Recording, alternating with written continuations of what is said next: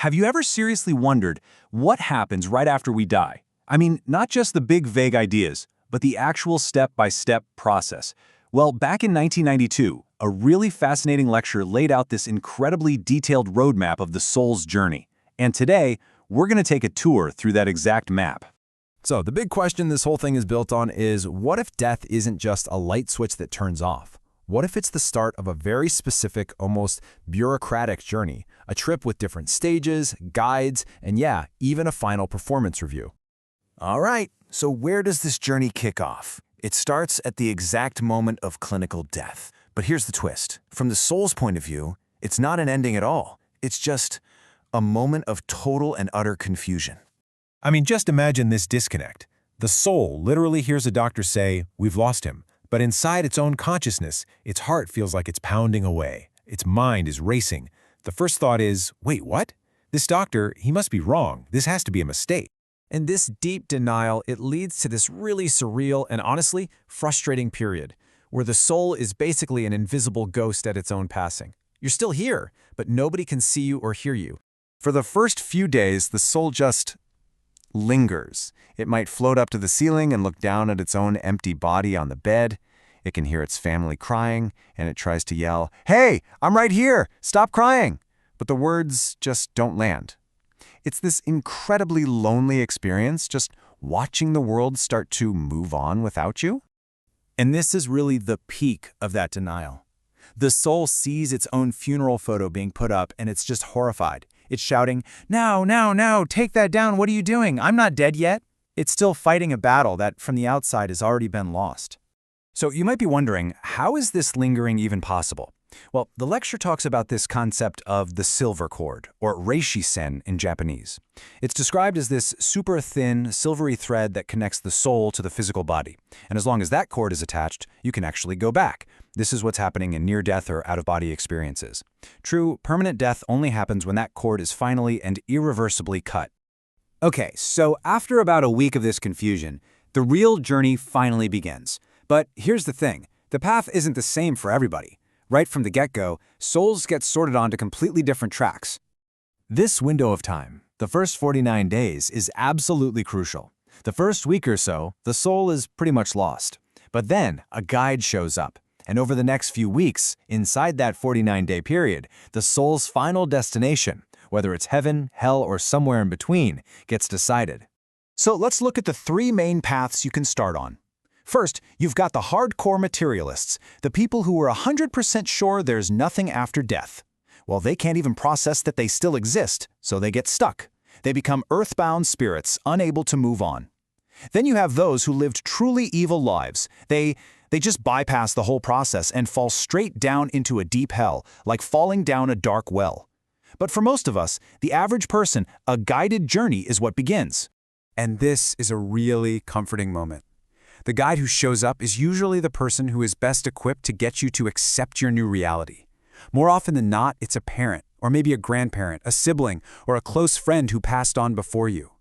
Seeing their face is often the first thing that makes the soul finally go, "Oh, okay, this is real." Your guide then leads you away from the earthly plane and towards this great mythological boundary. In the Japanese tradition, it's known as the Sanzu River. And this is the real point of no return. It's where the first tests truly begin. And right here at the river's edge, something incredibly poignant often happens. The soul might see the spirits of children they lost during their lifetime, and this can even include children lost to miscarriage. These little souls are kind of stuck there, unable to cross by themselves. It's a really powerful and heartbreaking first moment of reflection for the newly arrived soul. Now, how you get across this river is not up to you. It's determined entirely by the kind of life you lived.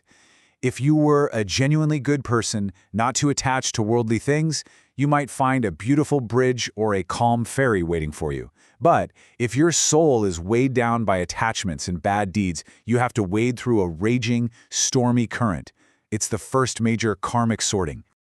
So for those who had to struggle through the water, they crawl onto the other side, just exhausted and soaking wet. There, an old couple is waiting by a fire, and they offer to dry your clothes. But of course, it's a test. They hang your wet clothes on the branch of a big tree, and the weight of your life's sins is revealed by how much that branch bends down. A little dip, you're in good shape. But if that branch groans and bends way down, that's a very, very bad sign. After you cross the river, the journey continues until you get to what looks like a giant hall or maybe a modern office building. And this is it. This is the main event. It's time for the ultimate, totally impartial, and very, very public review of your entire life. I mean, just try to wrap your head around this. Your entire life, let's say 80 years of it, projected on a massive screen in just half an hour. Every single thought you ever had, every action you took in secret, everything you thought you got away with, it's all there for everyone to see. There's literally nowhere to hide.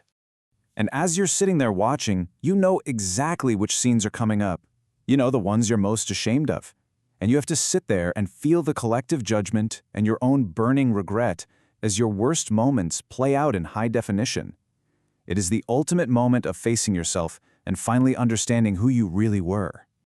So why are we talking about all this? What's the point of knowing these details? Well, the lecture's final point is that this isn't just a spooky story. It's basically a study guide. We can and we should be preparing for this journey while we're still alive. According to the speaker, the last 10 to 20 years of your life are especially critical. The best way to think about it is like a final entrance exam for the next world.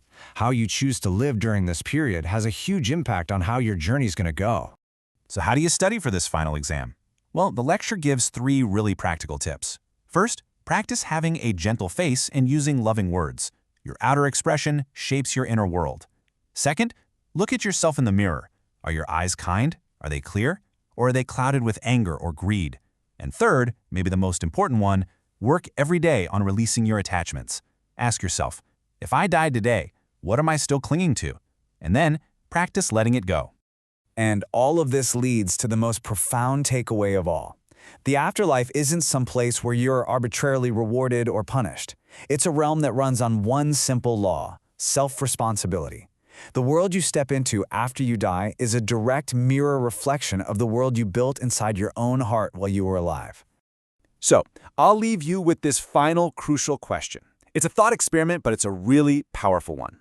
If your life's movie were put on that big screen for everyone to see, right now, today, what's the one scene you would absolutely dread watching? The answer to that question, well, that might just be the perfect place to start preparing for the journey ahead.